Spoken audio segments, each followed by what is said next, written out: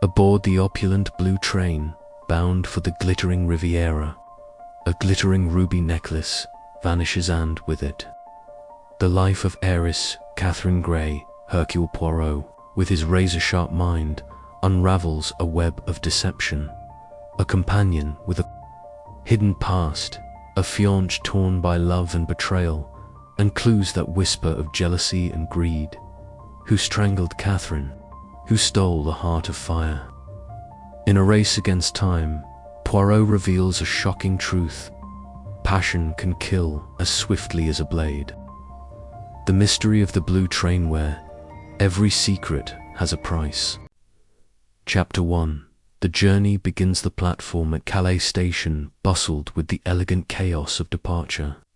Porters darted through the crowd, their arms laden with leather suitcases, while travellers in fur-lined coats and tailored suits exchanged farewells under the iron canopy.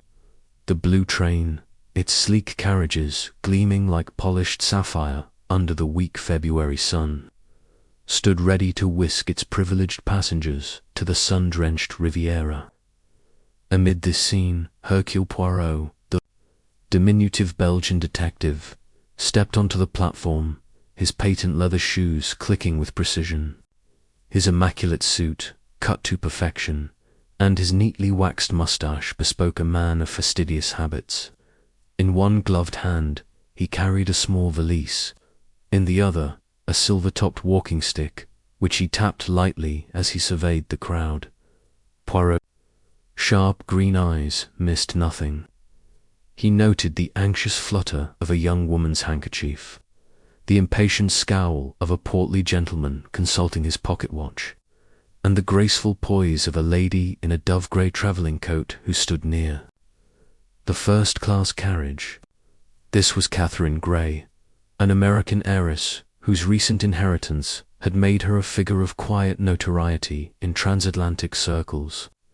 Her sapphire blue eyes, framed by dark lashes, held a spark of excitement, as if the journey promised more than mere travel.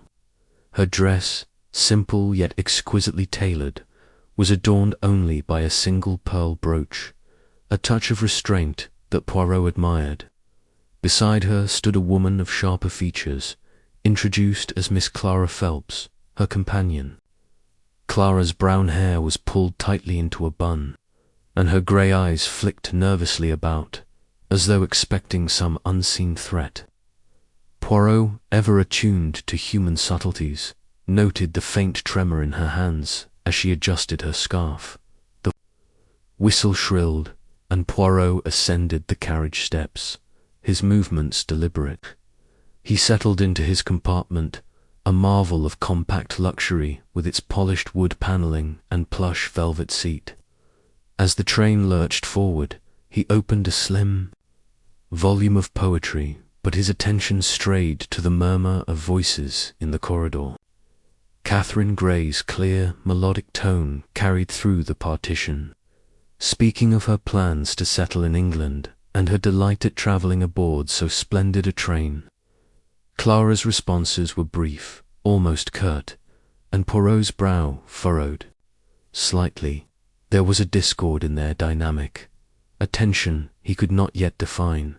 In the dining car that evening, Poirot found himself seated opposite Major Richard Knighton, a tall Englishman with the square jaw and upright bearing of a military man.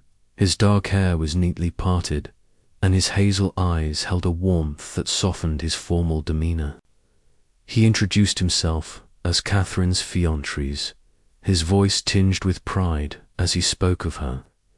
"She's a remarkable woman," he said, swirling his wine-glass. "Her inheritance has given her freedom, but it's her spirit that captivates." Poirot smiled politely, his mind cataloguing Knighton's words. The Major's charm was effortless, yet there was a fleeting shadow in his expression when Clara joined them, her presence seeming to tighten the air. Clara sat stiffly, her fork picking at a plate of sole moine.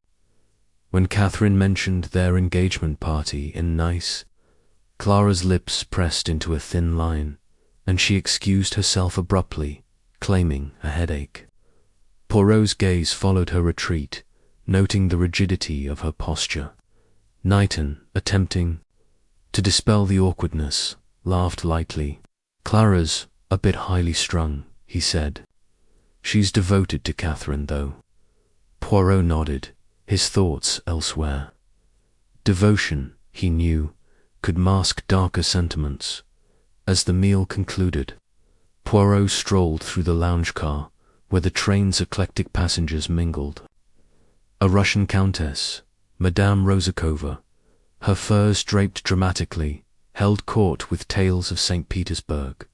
An American businessman, Mr. Hargreaves, his voice booming, recounted his latest venture in steel. A French doctor, Dr. Lefebvre, sat apart, his nose buried in a medical journal, his gaunt face unreadable. Poirot, ever the observer, filed away their faces and mannerisms, sensing that among them lay the seeds of a mystery. Back in his compartment, Poirot arranged his toiletries with meticulous care, aligning his silver-backed brushes precisely. The train's rhythmic sway lulled him, but his mind remained alert. He replayed the day's observations: Catherine's quiet radiance, Clara's unease, Knighton's polished charm, and the undercurrent of secrets that seemed to ripple beneath the train's opulent surface. As he extinguished his bedside lamp, a single thought lingered. The blue train, for all its splendor, carried more than passengers, it carried motives, hidden in plain sight. Chapter 2. The ruby necklace. The blue train glided through the French countryside, its polished carriages cutting a sleek path under the pale morning sky of February. The fields beyond the windows, dusted with frost, shimmered faintly as the sun climbed, casting long shadows across the landscape. Inside, the air was warm, fragrant with the scent of fresh coffee and buttery croissants served in the dining car. Hercule Poirot, seated at a table draped in crisp white linen, adjusted his cufflinks and surveyed the scene with his characteristic precision. His small, neat frame was immaculate in a charcoal suit, his moustache waxed to perfection, and his green eyes gleamed with the alertness of a man who missed nothing. Across from him sat Catherine Grey, the American heiress whose quiet elegance had caught his attention the previous day. Her sapphire blue eyes sparkled with a blend of curiosity and contentment as she sipped her tea, her movements graceful yet unstudied. Her dress, a soft shade of lavender, was understated, its only ornament the pearl brooch that seemed to be her signature. Beside her, Miss Clara Phelps, her companion, sat with a posture that betrayed unease. Clara's sharp features were drawn, her grey eyes darting to the window as though seeking escape from the opulent confines of the carriage. Her navy dress was severe, its high collar accentuating the taut lines of her neck. Poirot noted the faint tremor in her hand as she lifted her coffee cup, a detail that stirred his curiosity. The dining car was a microcosm of the train's eclectic clientele. At a nearby table, Madame Rozakova, the Russian countess, held forth in a cloud of perfume and furs, her animated gestures drawing the attention of Mr. Hargreaves, the boisterous American businessman whose laughter boomed across the room. Dr. Lefebvre, the reserved French doctor, occupied a corner table, his gaunt face half hidden behind a newspaper, though his eyes occasionally flicked toward the other passengers. Major Richard Knighton, Catherine's fiancé, had yet to appear, and Poirot wondered if his absence was deliberate. Catherine leaned forward, her voice low and confiding. "Monsieur Poirot, have you travelled the blue train often? It's my first time, and I confess I'm enchanted." Her smile was genuine, and Poirot warmed to her sincerity. "Many times, mademoiselle," he replied, his accent precise. It is a marvel of engineering and luxury, but it is the passengers who make each journey unique.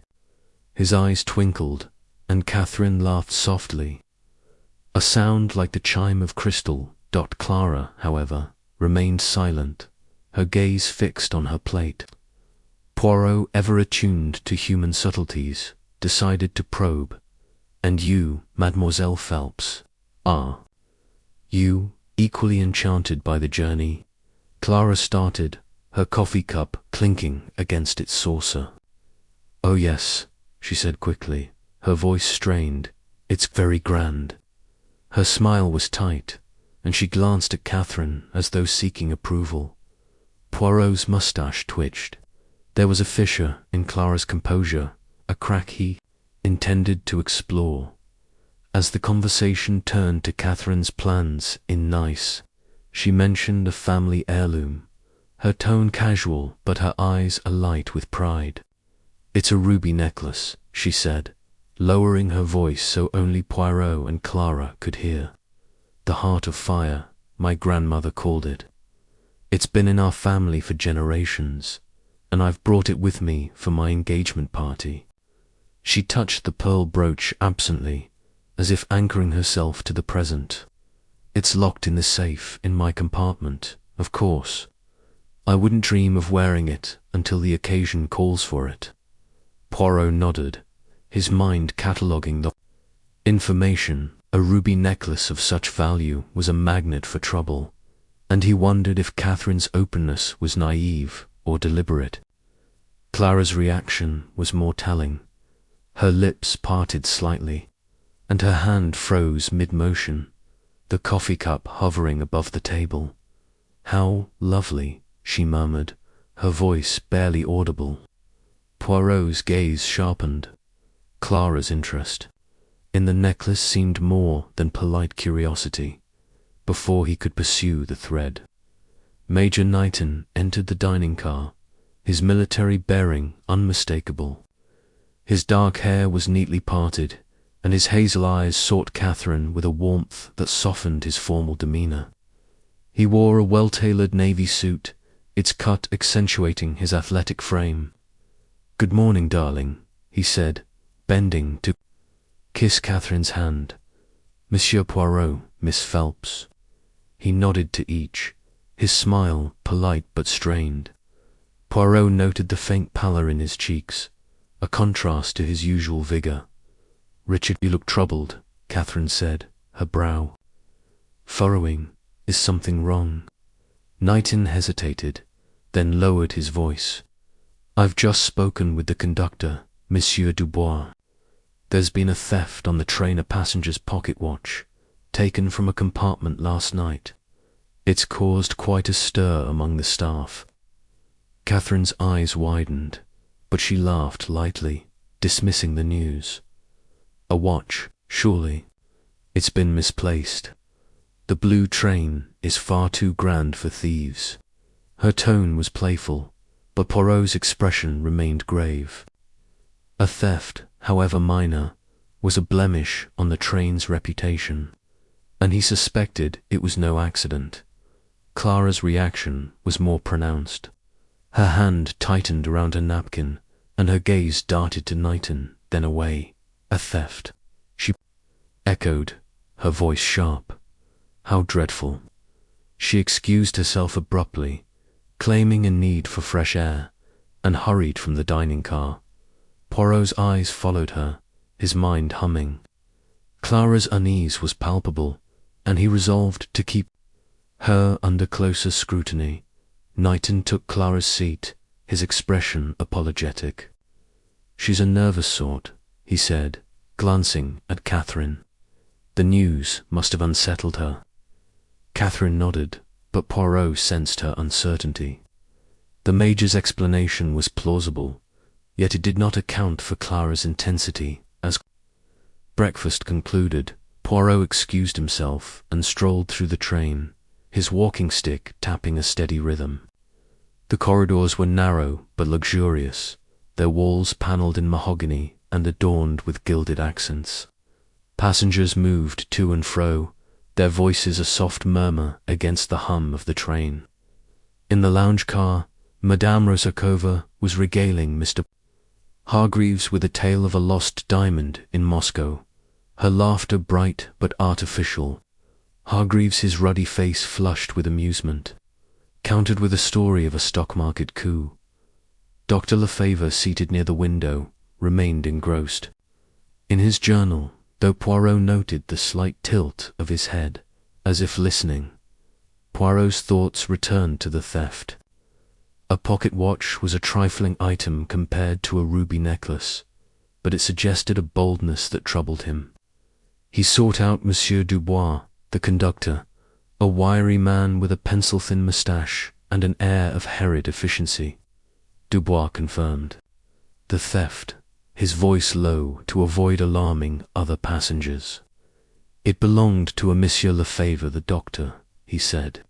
He reported it missing this morning. We've searched the compartment, but... He spread his hands helplessly. Poirot's interest deepened. Dr. Lefebvre had not mentioned the theft at breakfast. A curious omission. And the compartment was locked. Poirot asked. Oui, monsieur. No signs of forced entry. Dubois hesitated, then added, We are discreet, you understand. The blue train's reputation, Notre-Dame. Poirot interrupted, his tone soothing. I shall make inquiries, if you permit.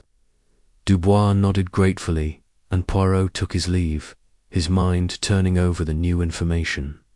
Back in the lounge car, Poirot approached Dr. Lefebvre, who looked up from his journal with mild surprise. Monsieur Poirot, he said, his voice soft but precise. How may I assist you? A small matter, Poirot said, settling into the chair. Opposite, the theft of your watchet is most unfortunate. Can you describe the circumstances? Lefebvre's expression remained impassive, but his fingers tightened around the journal.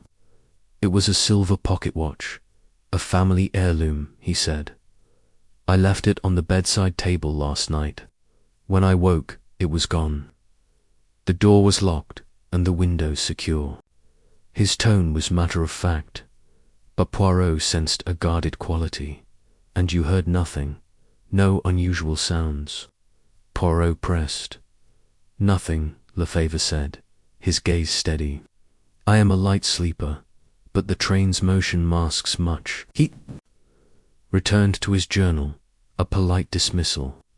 Poirot rose, unconvinced. Lefebvre's calm was too studied, his silence at breakfast to deliberate dot, as Poirot made his way back to his compartment. He passed Catherine's carriage and overheard a fragment of conversation through the slightly ajar door. Clara's voice, low and urgent, carried a note of agitation. You must be careful, Catherine. That necklace sits a temptation. Catherine's reply was inaudible, but her tone was soothing. Poirot paused, his hand resting on the doorframe. Clara's concern could be genuine, yet her intensity suggested more than PROTECTIVENESS. In his compartment, Poirot arranged his thoughts as meticulously as he arranged his belongings. He opened his valise and withdrew a small notebook, its pages filled with precise handwriting. He jotted down the morning's observations, Catherine's mention of the ruby necklace, Clara's nervous reaction, Knighton's report of the theft, and Lefebvre's reticence. Each was a thread in a tapestry yet to be woven. A soft knock interrupted his reverie. The steward, a young man with a deferential air, presented a folded note. This was found under your door, monsieur, he said, bowing. Poirot unfolded the paper, his eyes narrowing at the hurried scrawl. Beware the companion. The note was unsigned, its ink still faintly damp. He turned it over, searching for clues, but found none. The steward, questioned, could offer no insight. He had noticed the note while sweeping the corridor. Poirot tucked the note into his notebook, his mind racing. The warning was cryptic, yet it pointed unmistakably to Clara Phelps. Was it a genuine alert or a calculated misdirection?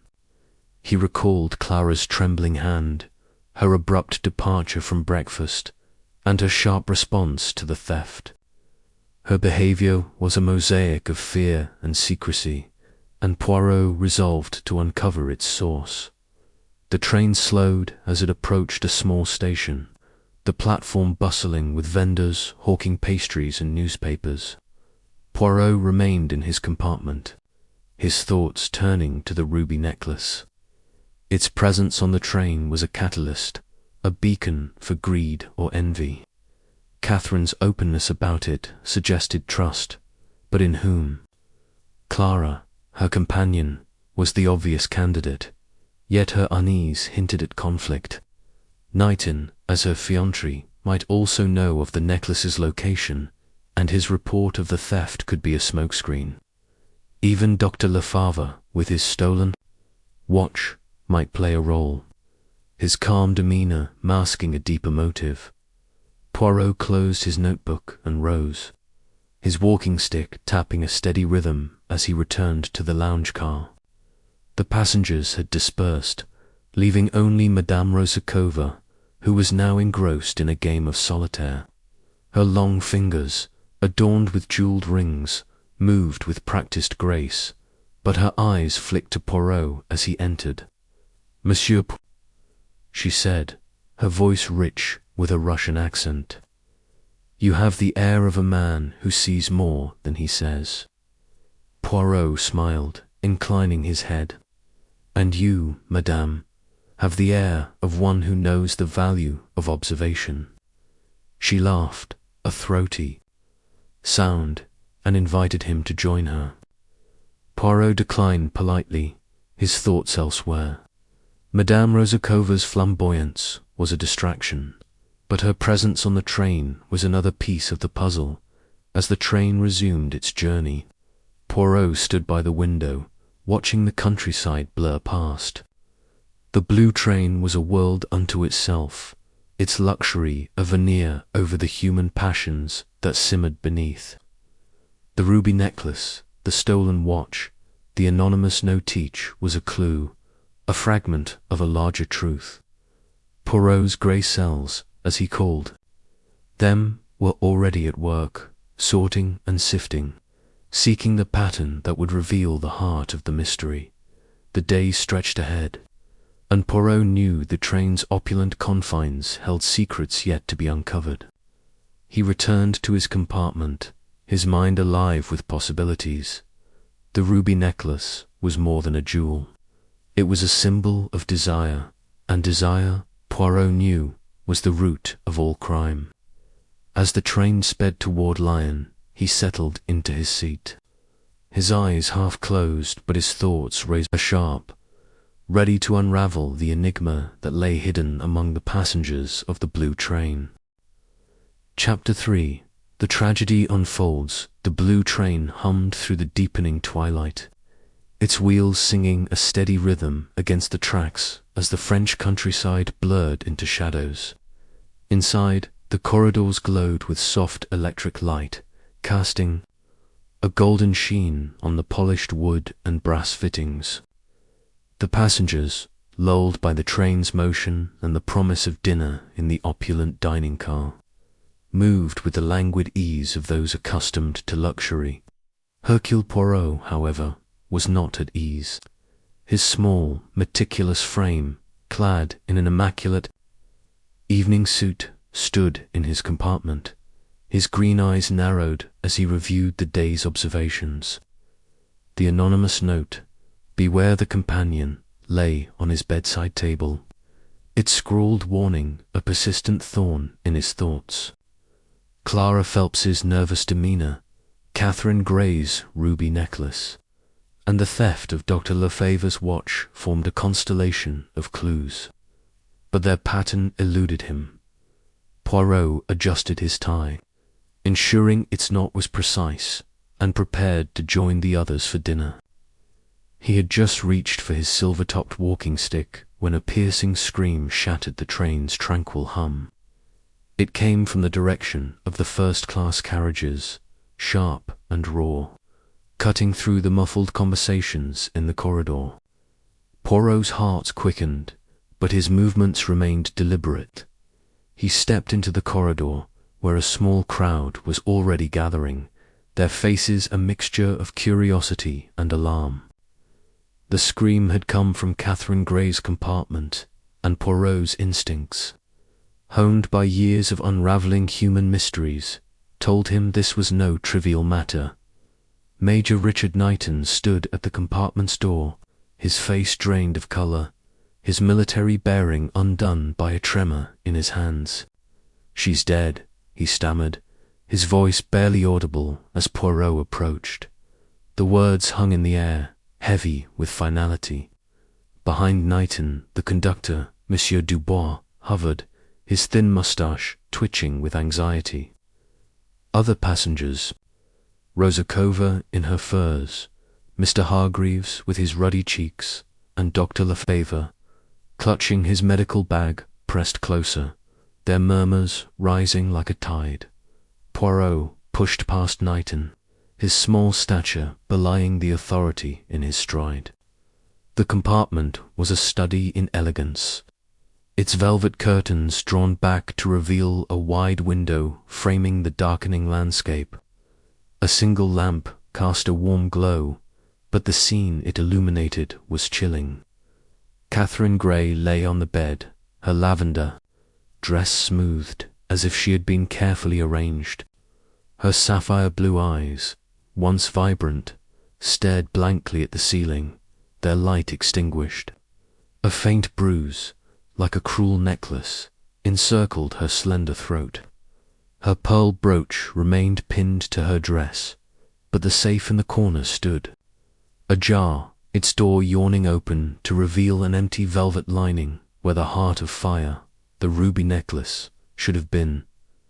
Poirot's gaze swept the room, cataloguing every detail with the precision of a jeweller examining a gem. A glass of wine lay spilled on the carpet, its crimson stain spreading like a wound. Near the door, a torn ticket stub, its edges frayed, caught the light. Most curious was a single black glove, finely made, its leather supple crumpled by the bed. Poirot's moustache twitched. The glove was out of place, a silent witness to the violence that had unfolded.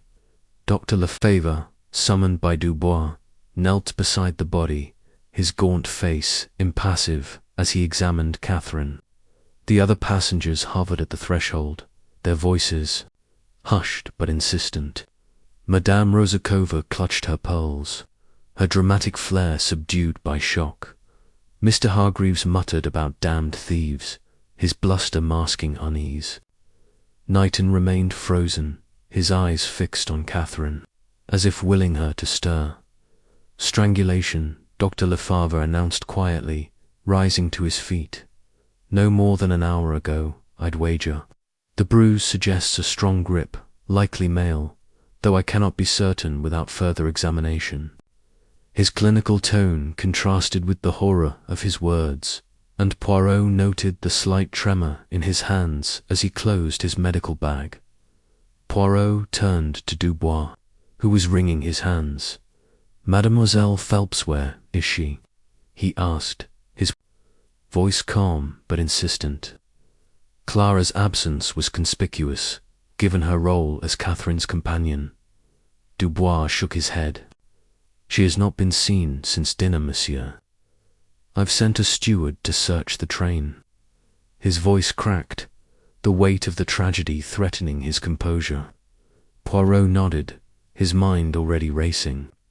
Clara's nervous behaviour at breakfast, her abrupt departure after the theft was mentioned, and the anonymous note all pointed to her, yet he cautioned himself against hasty conclusions. The glove, the ticket stub, and the open safe suggested a complexity that demanded careful unravelling. The train slowed to a halt at Lyon Station, its whistle sounding mournful in the night. Inspector Fournier, a gruff French policeman with a square jaw and a nonsense demeanor, boarded with two officers, their boots echoing in the corridor. Fournier's dark eyes assessed the scene, lingering on Poirot with a flicker of recognition. "Monsieur Poirot," he said, his tone respectful but guarded. "I had not expected to find you here, but your presence is fortunate. A murder on the Blue Train is a scandal we must resolve swiftly." Poirot inclined his head. "I am at your service, Inspector, but we must proceed with method. The truth lies in the details." Fournier grunted, clearly preferring action to deliberation, but he granted Poirot permission to assist, provided he did not interfere with police procedure.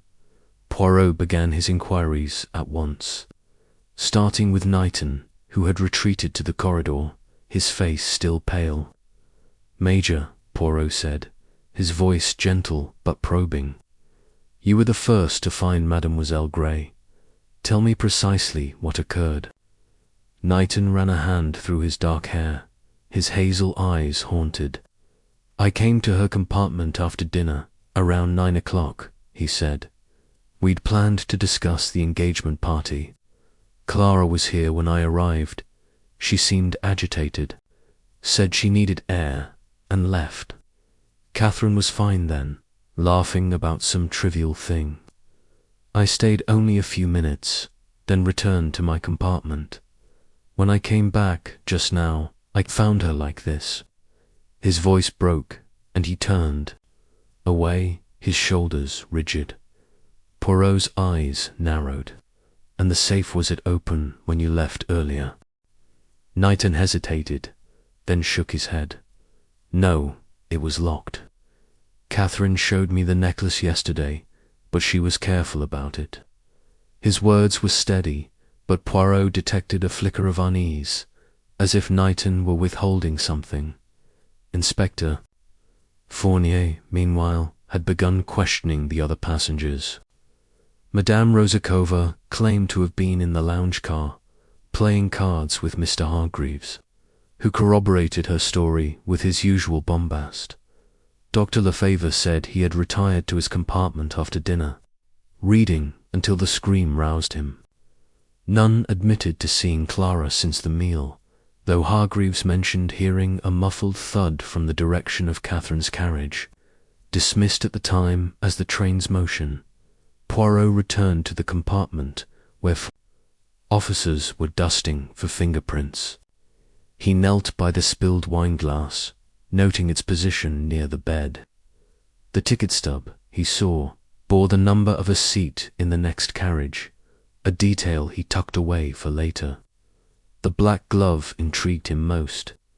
It was too small for a man's hand, yet its presence suggested carelessness or intent.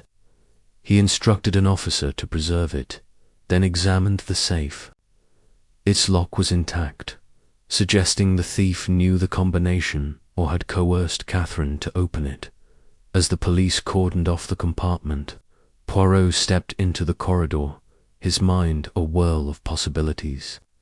Clara's absence was damning, yet the glove and ticket stub hinted at another presence. The anonymous note, warning of the companion, suggested someone had suspected foul play before the murder.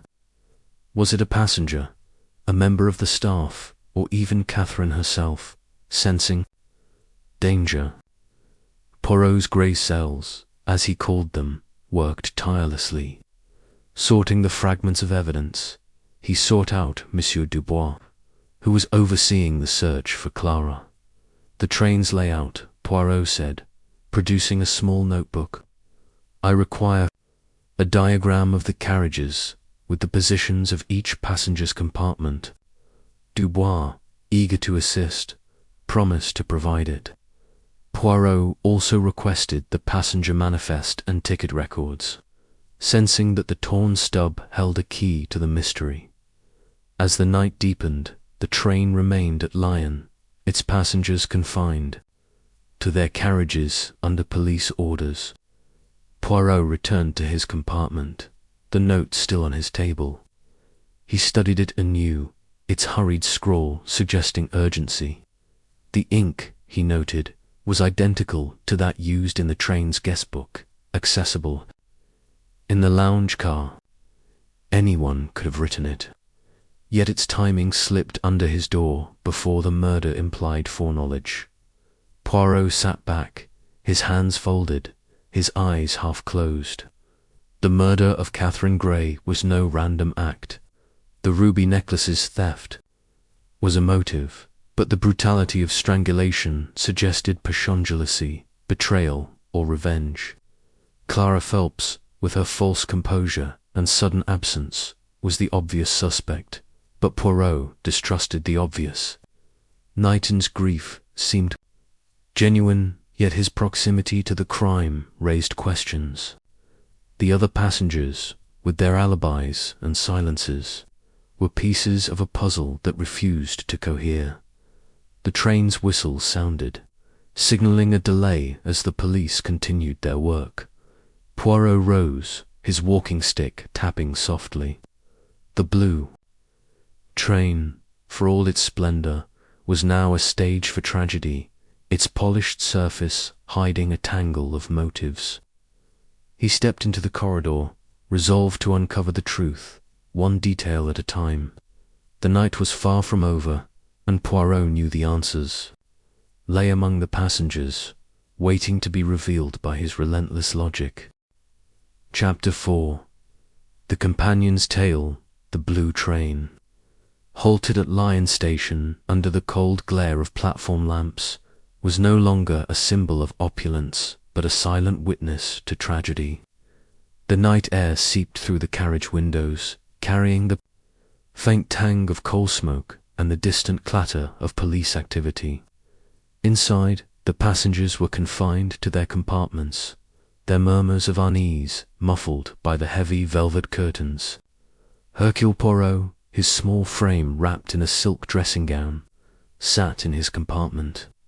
The anonymous note, "Beware the companion," now joined by a diagram of the train's layout, courtesy of Monsieur Dubois. His green eyes, sharp as cut glass, traced the positions of each passenger's compartment, his mind weaving the threads of Catherine Grey's murder into a tapestry of motive and opportunity. The news of Clara Phelps's discovery broke the morning's stillness. A telegram from Inspector Fournier, delivered by a harried steward, informed Poirot that Clara had been found in a modest Lion hotel, claiming she had fled the train in panic after discovering Catherine's body. Fournier requested Poirot's presence at the police station, a squat brick building near the station, where Clara was being held for questioning. Poirot, dressed with his usual precision charcoal suit, polished shoes, mustache waxed to perfection, made his way through the train, noting the strained faces of the passengers. Major Knighton, slumped in the lounge car, stared blankly at a newspaper, while Madame Rozakova whispered dramatically to Mr. Hargreaves. Dr. Lefebvre, as ever, remained apart, his medical journal a shield against the chaos at the police station. Poirot found Inspector Fournier in a cramped office, his square jaw set with frustration. Clara Phelps sat across from him, her sharp features drawn, her navy dress rumpled from a sleepless night. Her grey eyes, once darting with nervous energy, were now dull with exhaustion, though they flicked to Poirot as he entered, a spark of defiance in their depths. "Monsieur Poirot," Fournier said, rising, "Mademoiselle Phelps, or whoever she claims to be, has a story, but it is thin. I trust your insight will uncover what she hides." Poirot settled into a chair, his walking stick resting against his knee. "Mademoiselle," he began, his voice soft but penetrating, "you have caused much alarm by your absence. Tell me, precisely, what drove you to flee the train?" Clara's hands twisted in her lap, her knuckles white. I found Catherine," she said, her voice trembling. After dinner, I went to her compartment to fetch her shawl. She was lying there, so still, with that awful mark on her throat. I panicked. I thought someone might think I did it. So I ran. She paused, swallowing hard. I saw a man in the corridor shadow, really, near the service door. I didn't wait to see more. I took a taxi from the station and hid in the hotel. Poirot's moustache twitched. The story was plausible, yet its gaps were glaring. A shadow, he repeated, his tone neutral. Can you describe this figure, his height, his clothing? Clara shook her head. It was too dark. He moved quickly, toward the luggage car. I didn't see his face. Her voice wavered, and she looked away, her fingers plucking at her sleeve. Poirot noted the gesture, a telltale sign of evasion, and the necklace. Fournier interjected, his patience thinning. The safe was open, the ruby gone. Did you see it? No, Clara said sharply. I didn't touch the safe. I swear it. Her eyes met Poirot's, pleading, but he remained impassive, his mind cataloguing her words against the evidence, the torn ticket stub, the black glove, the open safe. Poirot leaned forward, his gaze piercing. Mademoiselle, a small matter. Your gloves do, you own a pair in black leather, finely made. The question was casual, but its weight hung in the air. Clara paled, her lips parting. No, she said, too quickly. I have grey gloves, wool. I don't wear leather. Her voice cracked, and she looked down, her hands stilling. Poirot filed away her denial, certain the glove in Catherine's compartment was a key to the puzzle. Fournier, growing impatient, pressed her on her movements before the murder. Clara claimed she had dined with Catherine and Knighton, then retired to her own compartment until fetching the shawl. Her alibi was unverifiable, as no one recalled. Seeing her after dinner, Poirot, however, was more interested in her demeanour than her words. Her fear seemed genuine, but it was laced with something else, guilt, perhaps, or calculation. The interrogation paused as Fournier was called away to confer with his officers. Poirot took the opportunity to study Clara, noting the faint lines of strain around her mouth, the way her eyes avoided his.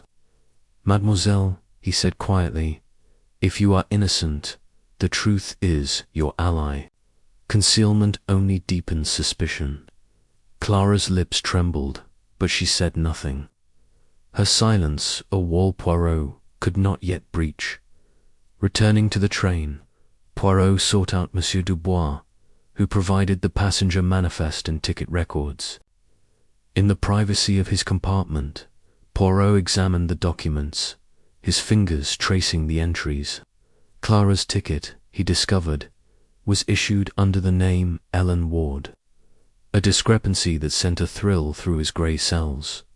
The ticket stub, found in Catherine's compartment, torn but legible, matched a seat in the adjacent carriage, occupied by Major Knighton. Poirot's eyes narrowed. The stub placed Knighton near the crime scene, contradicting his claim of returning to his own compartment after visiting Catherine.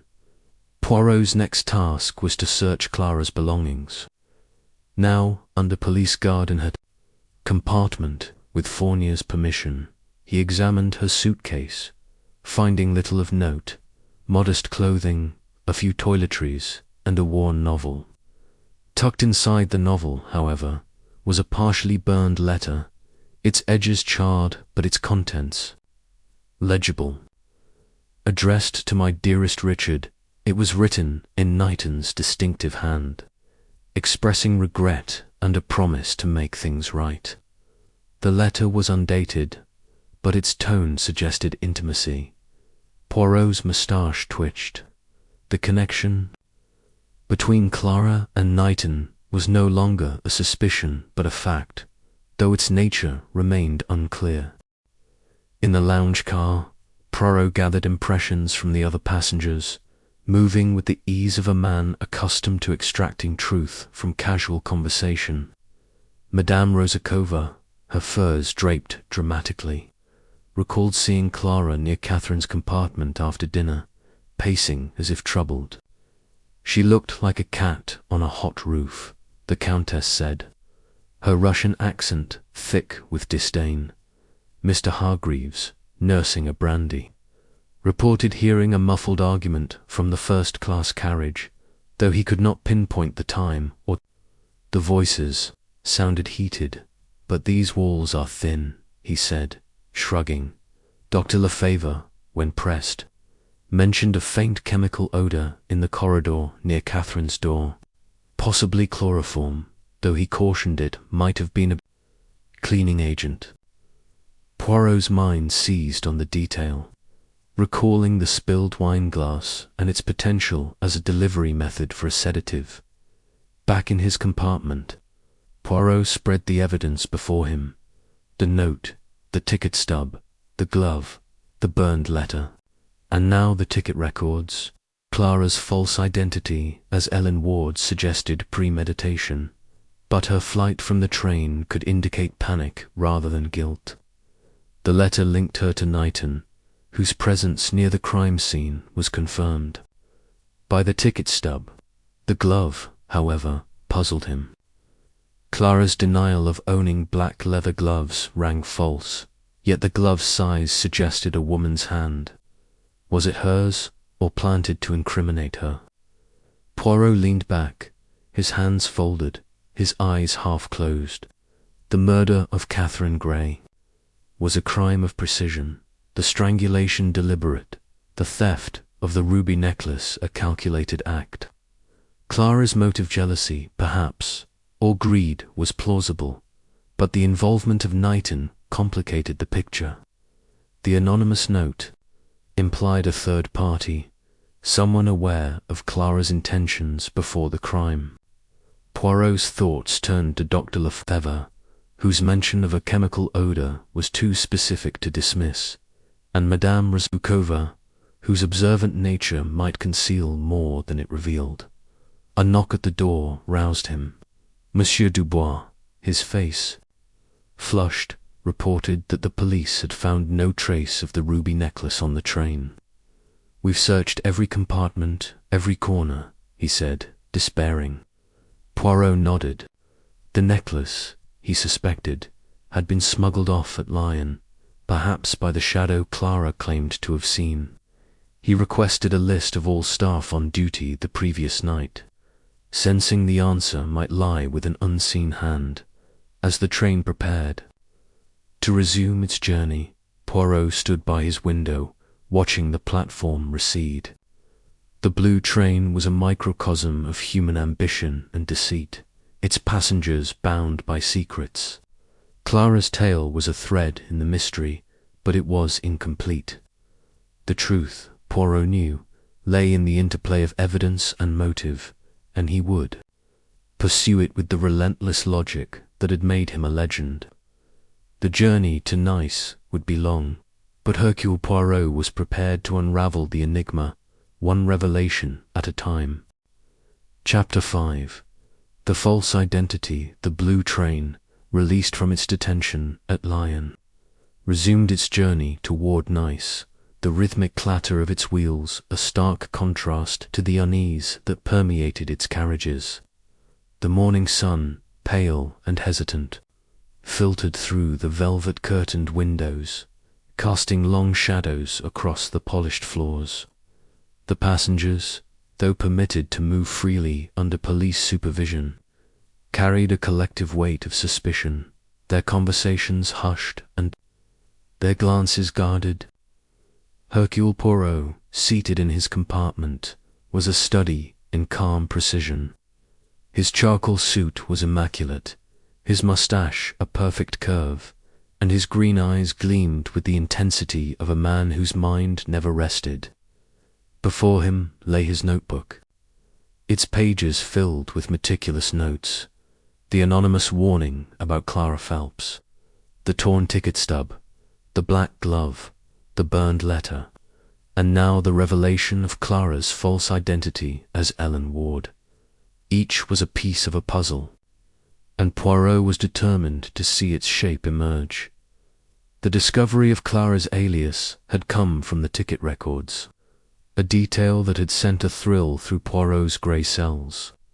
Ellen Ward, he learned, was no mere pseudonym but a name tied to a past that promised to illuminate the present. Inspector Fournier, recognizing the need for deeper inquiry, had telegraphed Paris for a background check on Ellen Ward, and the reply arrived as the train crossed the Rhine Valley. Poirot, summoned to the conductor's office, found Fournier poring over a typed report, his square jaw set with grim satisfaction. "Monsieur Poirot," he said, handing over the document, "your instincts were correct. Ellen Ward is not a stranger to our victim's circle." The report was concise but damning. Ellen Ward was the former wife of Major Richard Knighton, divorced 2 years prior after a contentious dispute over finances. The marriage, once a darling of London society, had unravelled amid rumours of Ellen's extravagance and Knighton's mounting debts. Ellen had vanished from public view after the divorce, her whereabouts unknown until she surfaced as Clara Phelps, Catherine Gray's companion. The revelation cast a new light on the burned letter found in Clara's novel, its intimate tone now a clear link to her past with Knighton. Poirot's moustache twitched. The false identity suggested premeditation, but whether it pointed to murder or merely deception remained to be seen. Poirot returned to the train, his walking stick tapping a steady rhythm as he made his way to the lounge car. The passengers were scattered about, their attempts at normalcy strained. Madame Rozakova, her furs draped over a chair, sipped a martini and murmured to Mr. Hargreaves, whose ruddy face was flushed with indignation over the train's delay. Dr. Lefavre sat alone, his medical journal open but unread, his gaunt features etched with fatigue. Knighton was absent, and Poirot noted the fact with interest. Clara, under police escort, had been permitted to return to the train, confined to her compartment until further questioning. Poirot resolved to confront her, but first he sought Knighton, whose role in the mystery was growing ever more complex. He found the Major in the dining car, staring into a glass of brandy, his military bearing eroded by a slump in his shoulders. His hazel eyes, usually warm, were clouded with distress as Poirot approached. "Major Knighton," Poirot said, settling opposite him, "we must speak of matters most delicate. You have not been entirely forthcoming, I think." Knighton started, his hand tightening around the glass. "What do you mean, Monsieur Poirot?" His voice was steady, but a muscle twitched in his jaw. Poirot's gaze was unrelenting. "Ellen Ward," he said simply, watching the colour drain from Knighton's face. "Your former wife, who now calls herself Clara Phelps. You claimed no knowledge of her presence on this train, yet a letter in your hand suggests otherwise. Explain, if you please." Knighton's shoulders sagged, and he set the glass down with a clink. I had no idea she was Clara," he said, his voice low. "Not until now. Ellen and I parted bitterly, but I never imagined she'd be here, with Catherine." He ran a hand through his dark hair, his eyes pleading. "The letter you found, I wrote it months ago, before I met Catherine. Ellen was demanding money, threatening to ruin me. I sent her a note to appease her, promising to help when I could. I swear I didn't know she was on the train." Poirot's expression remained impassive, though his mind catalogued every nuance of Knighton's response. The Major's denial was plausible. Yet the ticket stub placing him near Catherine's compartment at the time of the murder suggested more than coincidence. And the necklace, Major Poirot pressed. You knew of its value, its place in the safe. Did you share this with Ellen Ward? Never, Knighton said fiercely. Catherine trusted me, and I loved her. I'd have died before betraying her. His voice broke, and he looked away, his grief raw. Poirot noted the sincerity but reserved. Judgment, love, he knew, could coexist with betrayal. Leaving Knighton, Poirot sought Clara, who was under guard in her compartment. She sat on the edge of her bed, her navy dress creased, her grey eyes red-rimmed but defiant. Mademoiselle Ward, Poirot began, using her true name deliberately. Your masquerade is uncovered. You are Ellen Ward, once married to Major Knighton. Why did you conceal this, and what was your purpose in posing as Mademoiselle Grey's companion? Clara's lips trembled, and for a moment Poirot thought she might collapse. Then, with a visible effort, she straightened, her voice hoarse but steady. Yes, I'm Ellen Ward, she said. I took the name Clara Phelps to start over. After the divorce, I had nothing, no money, no reputation. When I heard Catherine needed a companion, I saw a chance to rebuild my life. I didn't tell her about Richard because I was ashamed. Her eyes filled with tears, but she blinked them away. I didn't kill her, Monsieur Poirot. I loved Catherine. She was kind to me. And yet, Poirot said, his tone gentle but unyielding, you fled the train, leaving her body behind. You spoke of a shadowy figure, yet you offer no proof.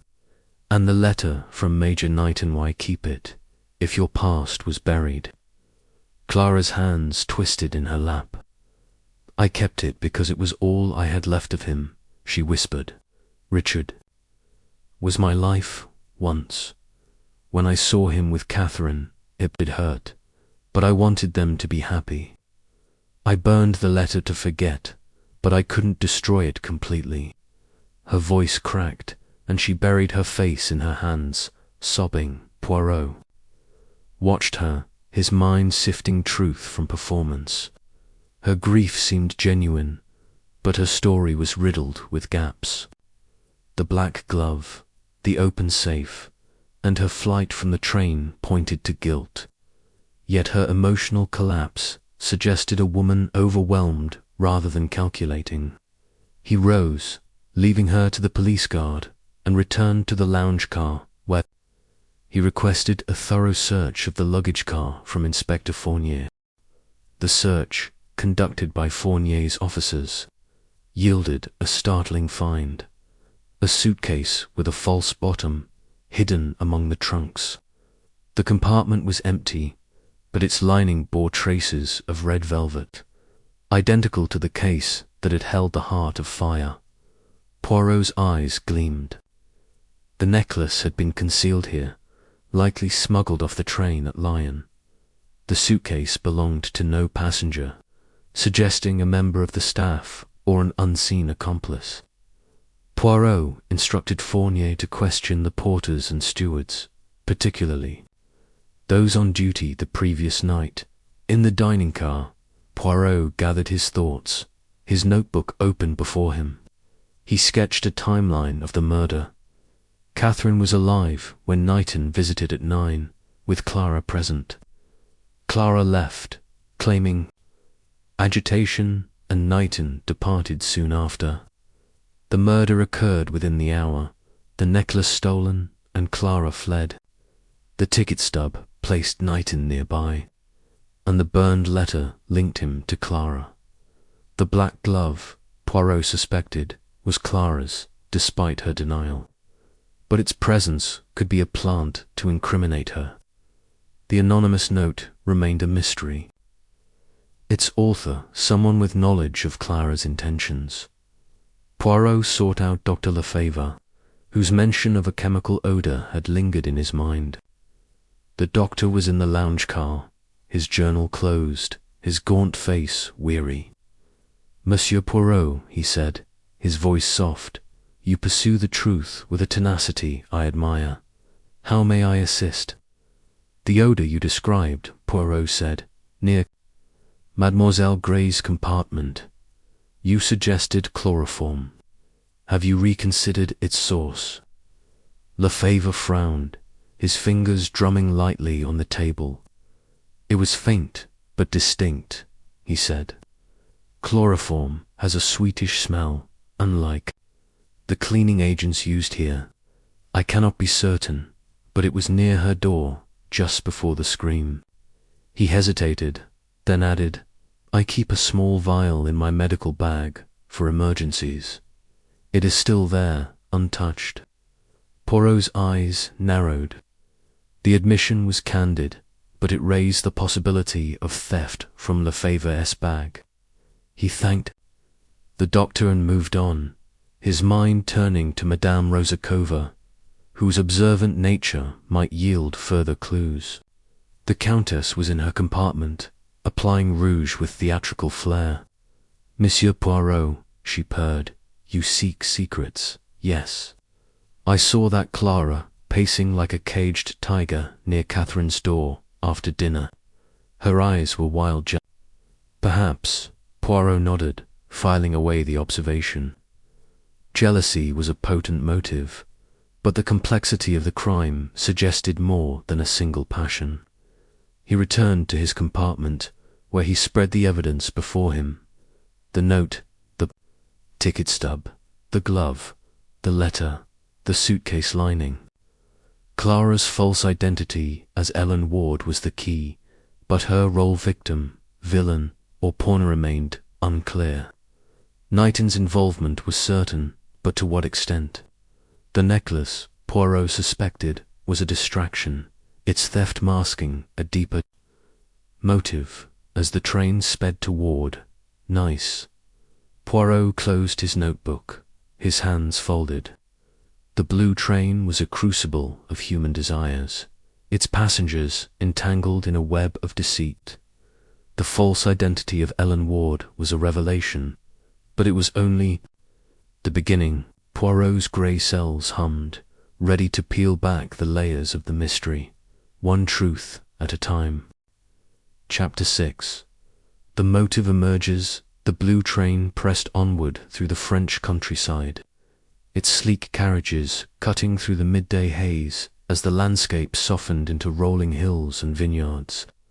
The sun, now high, bathed the interior in a warm glow, but the atmosphere within was heavy with suspicion. The passengers, though permitted to resume their routines under the watchful eyes of Inspector Fournier's officers, moved with a strained civility, their conversations clipped, and their glances wary. Hercule Poirot, seated in the dining car, was an island of calm amid the tension. His charcoal suit was pristine, his moustache a flawless curve, and his green eyes gleamed with the quiet intensity of a man whose mind was a whirlwind of calculation. Before him lay a small notebook, its pages dense with observations. Clara Phelps's true identity as Ellen Ward, the burned letter linking her to Major Knighton, the black glove, the torn ticket stub, and the empty suitcase with its telltale velvet lining. Each was a fragment of the puzzle, and Poirot was determined to forge them into a coherent truth. The dining car, with its crisp white tablecloths and gleaming silverware, was sparsely occupied. The passengers' appetites dulled by the shadow of Catherine Gray's murder. Poirot sipped a tisane, its delicate aroma a counterpoint to the gravity of his thoughts. Across the car, Madame Rozakova toyed with a salad, her furs draped over her chair, while Mr. Hargreaves, his ruddy face subdued, nursed a glass of wine. Dr. Lefebvre was absent, and Poirot noted the fact, recalling the doctor's mention of a chloroform-like odour near Catherine's compartment. Major Knighton, too, was missing, his absence conspicuous after his emotional confrontation with Poirot. Clara, confined to her compartment under guard, awaited further questioning, her tearful confession as Ellen Ward still ringing in Poirot's ears. Poirot's reflections were interrupted by Inspector Fournier, who entered the dining car with a purposeful stride. His square jaw was set, his dark eyes alight with new information. "Monsieur Poirot," he said, settling opposite, "we have a development. One of the porters recalls seeing a woman matching Mademoiselle Ward's description near the luggage car last night. Just before the train reached Lyon, she was carrying a small parcel, which she handed to a man at the platform, a courier, he thinks, who left in a hurry." Poirot's moustache twitched.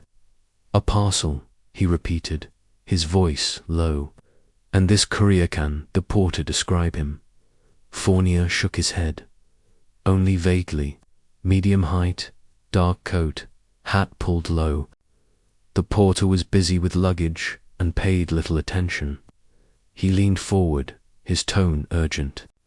"If the parcel contained the ruby necklace, it's likely gone, smuggled off at Lyon. But why would Mademoiselle Ward risk such a move if she claims innocence?" Poirot's eyes narrowed. "That, Inspector, is the question. Let us summon the passengers. I have a theory to test, and their reactions may illuminate the truth." Fournier nodded, accustomed to Poirot's methods, and dispatched a steward to gather the key players in the dining car. Within minutes, the passengers assembled, their expressions a mix of curiosity and dread. Madame Rozakova swept in, her dramatic flair tempered by the occasion. Mr. Hargreaves followed, his bluster subdued, while Dr. Lefevre entered quietly, his gaunt face unreadable. Major Knighton arrived last, his military bearing restored, but his hazel eyes shadowed with grief. Clara remained under guard, but Poirot had requested her presence for later questioning. The dining car, with its opulent decor, became a stage for Poirot's inquiry. The passengers, unwitting actors in a drama of revelation. Poirot rose, his small stature commanding the room with effortless authority. "Mes amis," he began, his voice clear and measured, "the murder of Mademoiselle Catherine Grey is a tragedy that demands the truth. I have gathered you to share a theory, one rooted in the evidence before us. This crime, I submit, was not merely about the theft of a ruby necklace, valuable though it was. It was a crime of passion, born of betrayal and hidden desires." A murmur rippled through the group, but Poirot raised a hand, silencing them. "Let us begin with a revelation. Mademoiselle Clara Phelps, the companion, is not who she claims. She is Ellen Ward, the former wife of Major Richard Knighton." He paused, letting the words settle. Knighton stiffened, his face paling, while Madame Rozakova gasped, her hand fluttering to her pearls. Hargreaves muttered under his breath, and Lefevre's eyes flicked to Knighton, a subtle shift. Poirot noted. "Mon Dieu!" Madame Rozakova exclaimed, her Russian accent thick. "A secret wife. This is like a novel." Her theatricality was met with a scowl from Hargreaves, but Poirot pressed on. "Madame Ward," he continued, "posed as a companion to infiltrate Mademoiselle Grey's life. Her motive, I suspect, was rooted in her past with Major Knighton, past marked by bitterness and loss." He turned to Knighton, his gaze piercing. "Major, you have denied knowledge of Ellen's presence, yet a letter in your hand, found among her possessions, suggests otherwise. Why did you write to her, and what did you mean by making things right?" Knighton rose, his hands clenched, at his sides. "I've told you, Monsieur Poirot," he said, his voice tight. "I wrote that letter months ago, before I knew Catherine. Ellen was desperate, demanding money. I offered to help to keep her quiet, nothing more. I swear I didn't know she was on this train. His eyes darted to the others, seeking support, but found only skepticism. Poirot's expression remained impassive. And yet, he said, producing the torn ticket stub from his pocket, this places you near Mademoiselle Gray's compartment at the time of her murder. You claimed to have left after a brief visit, yet the evidence suggests you lingered. Why? Knighton's jaw tightened, but before he could respond, Poirot turned to the group. There is more. A black glove, found in the compartment, belongs to a woman, or so it appears. Mademoiselle Ward denies owning such a glove, yet its presence is no accident, and the ruby necklace, stolen from the safe, was likely concealed in a suitcase with a false bottom, then smuggled off at Lyon. These are not the acts of a lone thief, but a plan with multiple hands. The passengers shifted uncomfortably, their eyes darting to one another. Poirot's gaze settled on Dr. Lefebvre, who had remained silent. "Doctor," he said, "you mentioned a chemical odor near the compartment, possibly chloroform. You also admitted to carrying a vial in your bag. Could it have been stolen?" Lefebvre's gaunt face tightened, but he met Poirot's eyes. "It's possible," he said, his voice low. "My bag was unattended during dinner. But I checked this morning, the vial is still there, sealed." His candor was disarming, yet Poirot sensed a guarded quality. Poirot was about to continue when Dr. Lefebvre spoke again, his tone hesitant. "Monsieur Poirot, there is something I must confess." The room stilled, all eyes on the doctor. "The anonymous note you received, beware the companion. I wrote it." A gasp escaped Madame Rosakova, and Knighton's head snapped. "Up," Lefebvre continued, his voice steady but strained. "I overheard Mademoiselle Ward muttering to herself in the lounge car the night before the murder. She said something about ending it in Lyon. I didn't know what she meant, but it troubled me. I slipped the note under your door, hoping you'd act before it was too late." Poirot's eyes gleamed. "A most significant admission, Doctor. Why did you not speak sooner?" Lefebvre's shoulders sagged. "I feared being drawn into the affair," he said. "I'm a private man, Monsieur Poirot, but when I saw the tragedy unfold, I could not remain silent." His words carried a ring of truth, but Poirot reserved judgment, noting the doctor's earlier reticence. Fournier, who had been listening intently, interjected. "This strengthens the case against Mademoiselle Ward," he said. "Her false identity, her presence at the scene, her flight all point to guilt." He turned to Poirot, expectant, but the detective raised a hand. "Not so fast, Inspector," Poirot said. "The motive is clear jealousy, perhaps, or greed, but the execution suggests complexity. The glove, the ticket stub, the smuggled necklace, these imply an accomplice or a deliberate attempt to mislead." He turned to Knighton, his voice sharp. "Major, the glove, is it yours, or do you know to whom it belongs?" Knighton's face flushed, and he shook his head vehemently. "I don't know anything about a glove," he said. "I loved Catherine. I'd never harm her."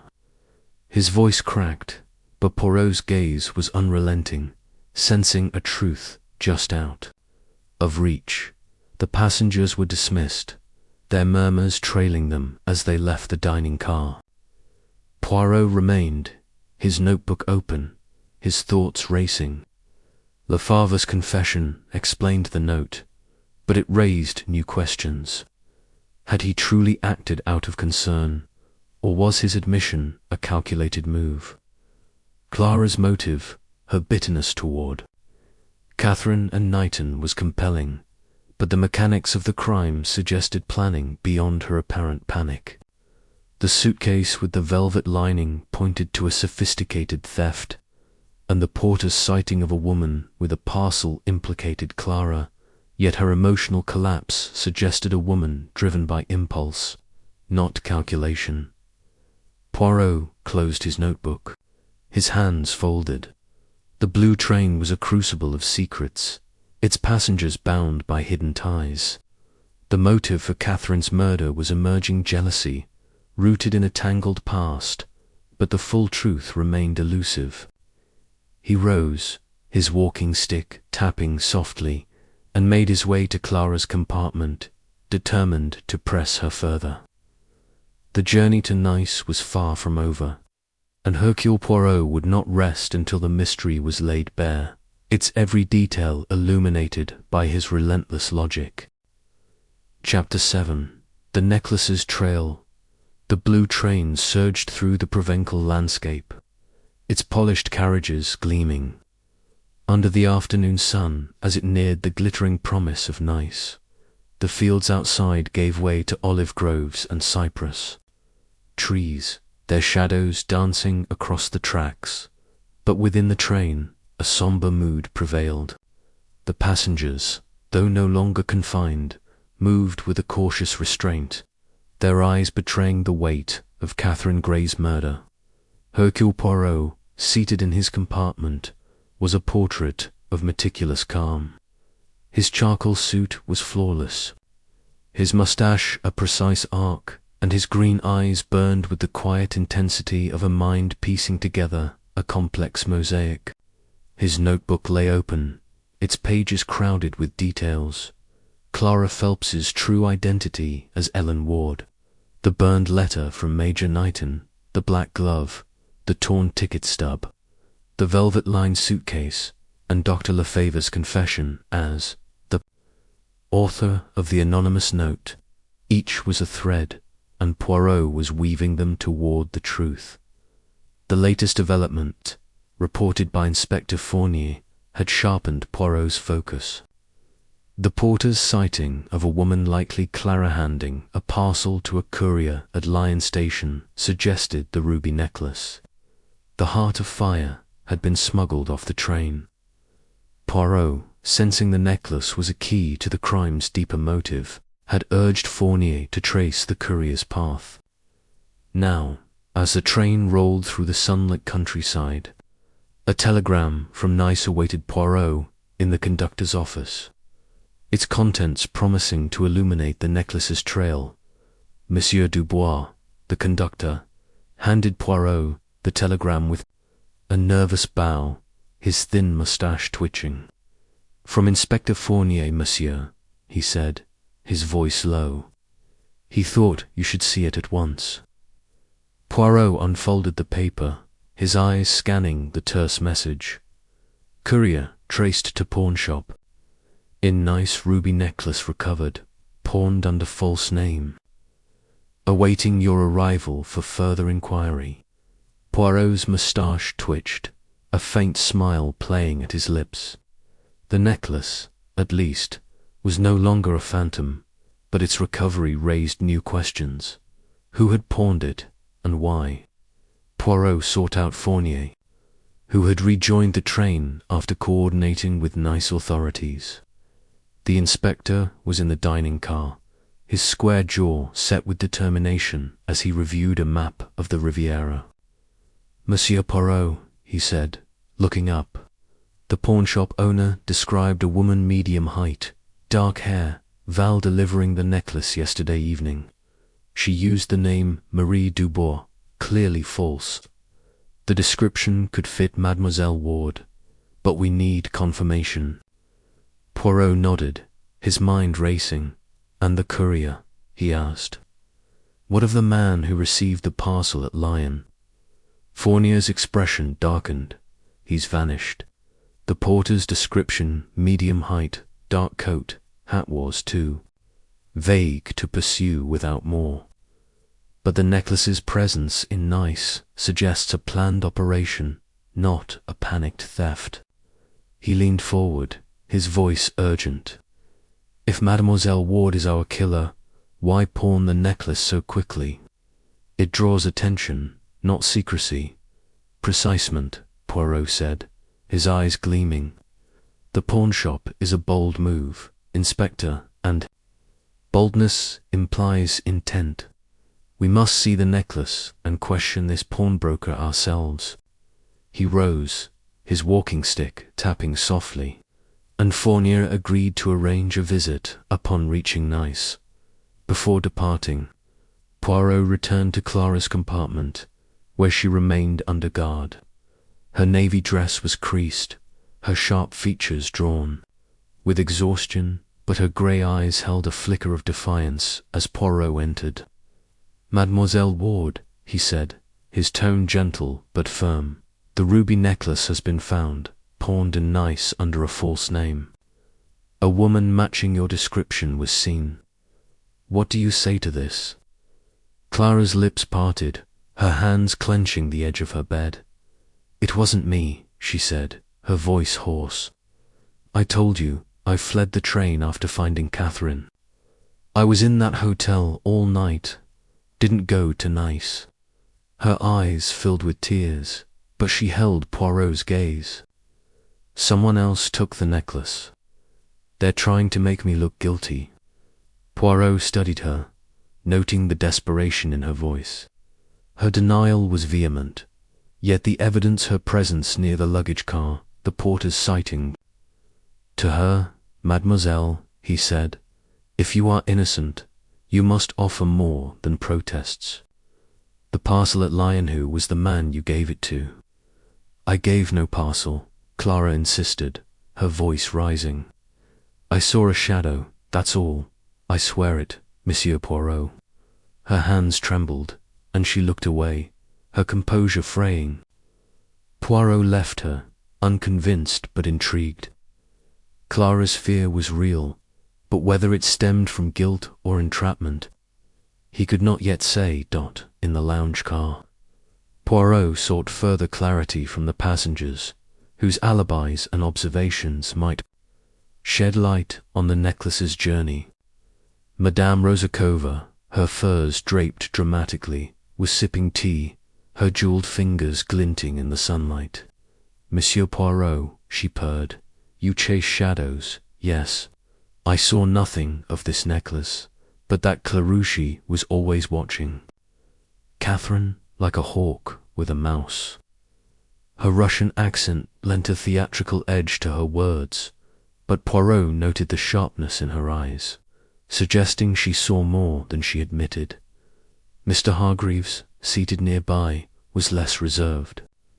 "If you ask me," he said, his voice booming, "that companion's up to her neck in it. I heard a scuffle near the luggage car before we stopped at Lyon. Didn't think much of it then, but now." He trailed off, shrugging. Poirot filed away the detail, sensing Hargreaves's bluster masked a keen observer.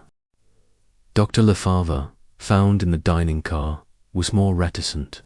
His gaunt face was weary, his medical journal closed on the table. "The necklace's recovery is fortunate," he said, his voice soft, but it changes little. "The murder was personal. Monsieur Poirot, not a theft gone wrong." When pressed about the chloroform odor, he reiterated his uncertainty, though he confirmed his vial remained untouched. Poirot thanked him, his mind lingering on the doctor's cryptic insight. Major Knighton, encountered in the corridor, was a shadow of his former self. His military bearing was gone, replaced by a haggard expression, his hazel eyes red-rimmed. "Monsieur Poirot," he said, his voice low, "you think I had a hand in this, don't you? I loved Catherine. I'd never..." He stopped, his hands clenching. Poirot, unmoved, pressed him on the necklace. "You knew its value, Major," he said. "You saw it in the safe. Did you share this with anyone, perhaps Ellen Ward?" Knighton's face flushed, but he shook his head vehemently, repeating his claim of ignorance about Clara's presence. Poirot let him go, sensing the Major's grief was genuine but incomplete. Upon arriving in Nice, Poirot and Fournier made their way to the pawn shop, a discreet establishment tucked in a narrow street off the Promenade des Anglais.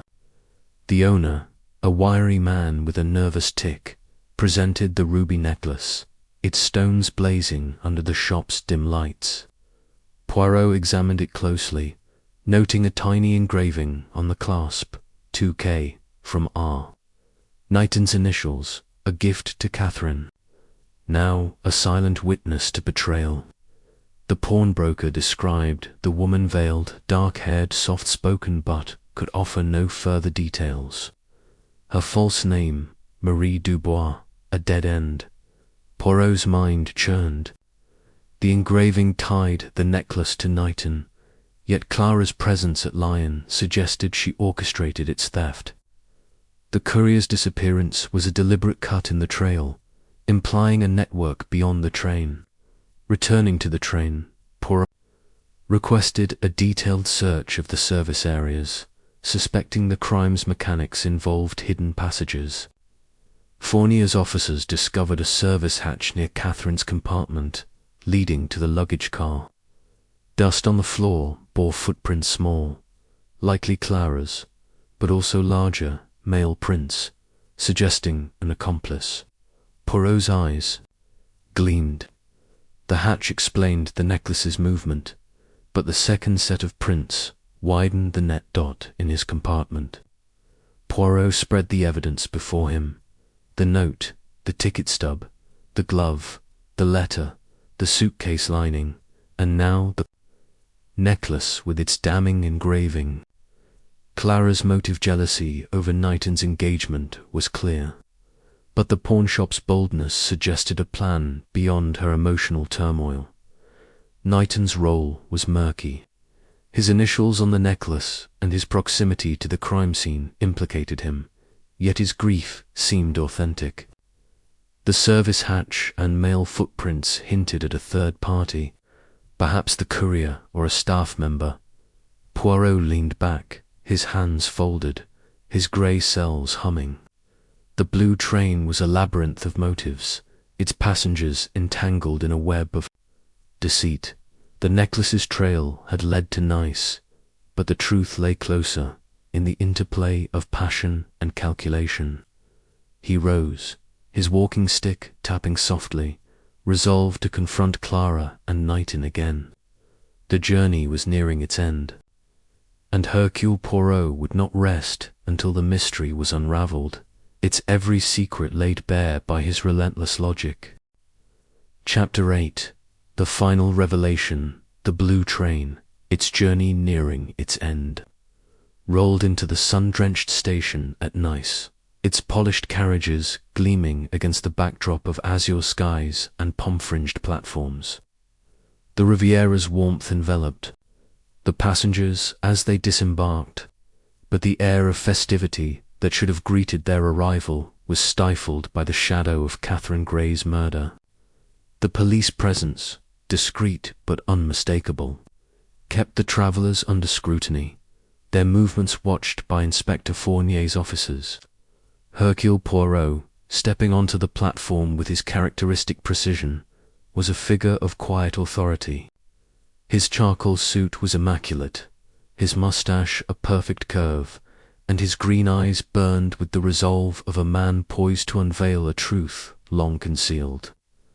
In his valise he carried his notebook, its pages a testament to the meticulous unravelling of the mystery, Clara Phelps's alias as Ellen Ward, the burned letter from Major Knighton, the black glove, the torn ticket stub, the velvet-lined suitcase, Dr. Lefever's anonymous note, and the ruby necklace, recovered in Nice with its damning engraving. The dining car, cleared for Poirot's final gathering, was a stage set for revelation. The white tablecloths gleamed under the chandelier, and the scent of fresh lilies mingled with the salt breeze wafting through the open windows. The passengers, summoned by Fournier, filed in with a mix of apprehension and curiosity. Madame Rozakova, her furs draped theatrically, took a seat with a flourish, her jewelled fingers glinting. Mr. Hargreaves, his ruddy face subdued, sat heavily, his usual bluster muted. Dr. Lefevre, gaunt and reserved, chose a corner, his medical journal absent for once. Major Knighton entered, his military bearing frayed, his hazel eyes haunted by grief and fear. Clara, escorted by a police officer, was last, her navy dress creased, her sharp features pale but defiant. Inspector Fournier stood by the door, his square jaw set, ready to act on Poirot's conclusions. Poirot rose, his small stature commanding the room with an effortless gravitas. "Mes amis," he began, his voice clear and resonant, "the mystery of the blue train is solved. The murder of Mademoiselle Catherine Grey, a woman of grace and promise, was a crime of calculated cruelty, its roots deep in the soil of human passion. Tonight I shall reveal the truth, pieced together from the evidence and the secrets you have all, in your way, concealed." A hush fell, the passengers' eyes fixed on him, their breaths held. "Let us begin with the crime," Poirot continued, his hands clasped behind his back. Mademoiselle Grey was strangled, her ruby necklace the heart of fire stolen from her safe. The scene bore marks of precision, a spilled wine glass, a torn ticket stub, a black glove, and an open safe. These were not accidents, but clues, each pointing to a plan. The necklace, recovered in Nice, bore an engraving 2K from R. linking it to Major Knighton, her fiancé. Knighton's head jerked up, his face ashen. But Poirot pressed on. "The obvious suspect is Mademoiselle Clara Phelps, or rather Madame Ellen Ward, the former wife of Major Knighton." Clara's lips trembled, her grey eyes wide, but she remained silent. Her false identity, her presence at the scene, her flight from the train all suggest guilt. A porter saw a woman matching her description hand a parcel to a courier at Lyon, and the necklace was pawned in Nice under a false name. Her motive is clear: jealousy born of a love lost to Mademoiselle Grey and a life diminished by divorce. Madame Rozakova gasped, her hand fluttering to her pearls, while Hargreaves muttered, knew she was trouble. Poirot raised a hand, silencing them.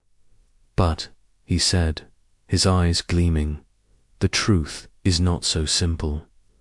Madame Ward was not alone in this crime. The evidence points to an accomplice, one whose role was as vital as hers." Poirot turned to Knighton, his gaze piercing. "Major Knighton, you have protested your innocence, your love for Mademoiselle Grey, yet the ticket stub places you near her compartment at the time of the murder. The burned letter, written in your hand, reveals a lingering connection to Madame Ward, and the black glove, though you denied it, it is yours, is it not?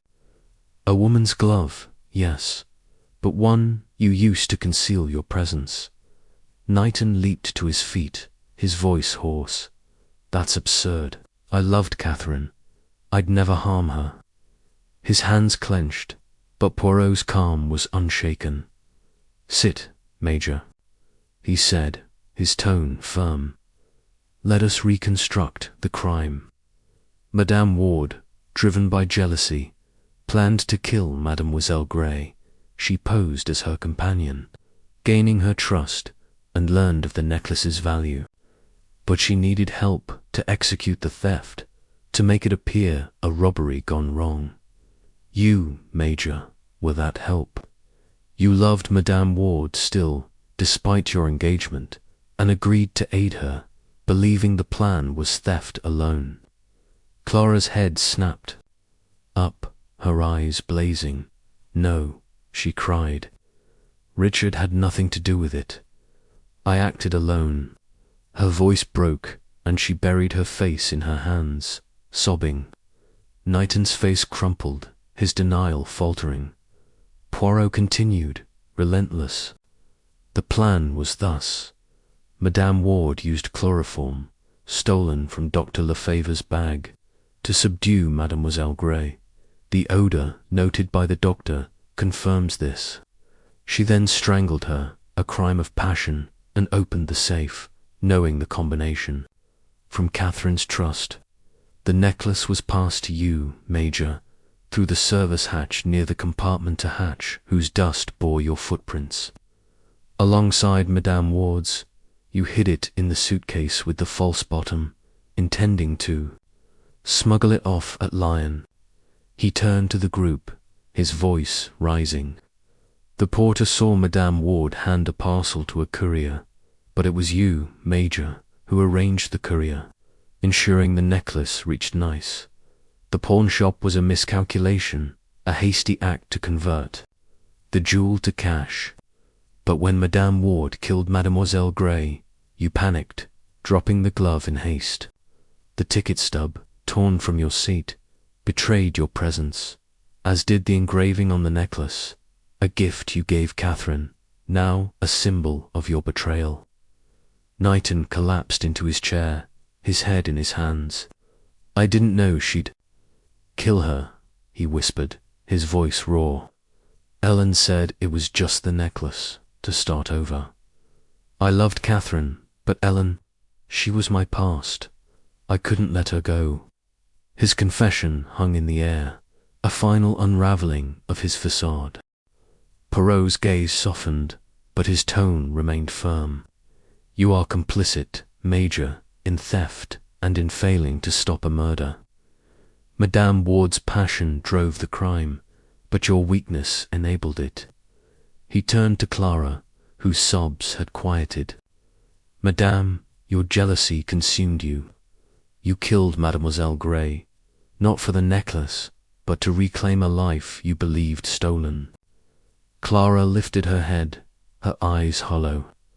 I hated her, she said, her voice barely audible. She had everything, Richard wealth, a future. I wanted her to feel my pain. Her admission was stark, stripped of pretense, and the room fell silent. Poirot addressed the others, tying the final threads. Dr. Lefever's note warned of Madame Ward's intentions, a desperate act too late to save Mademoiselle Gray. The spilled wineglass, laced with chloroform, was the means of subduing her. The service hatch allowed the necklace's transfer, and the courier's disappearance was a calculated cut in the trail. Each detail, mise Amos, points to a crime of two hearts entangled in betrayal. Fournier stepped forward, his face grim. Madame Ward, Major Knighton, you are under arrest. Officers moved to escort them. Clara's head bowed, Knighton's shoulders slumped. The passengers watched, their expressions a mix of shock and relief. As the culprits were led away, Poirot gathered his notebook, his work complete. The dining car emptied, the passengers dispersing to process the truth. Madame Rosakova murmured about destiny. Hargreaves shook his head, and Lefebvre slipped away, his role in the drama ended. Fournier approached Poirot, his tone respectful. You've done it again, Monsieur Poirot. A tragedy, but justice is served. Poirot inclined his head, his eyes distant. Justice, yes, but at a cost, Inspector. The heart is a dangerous guide, when it leads to such ends.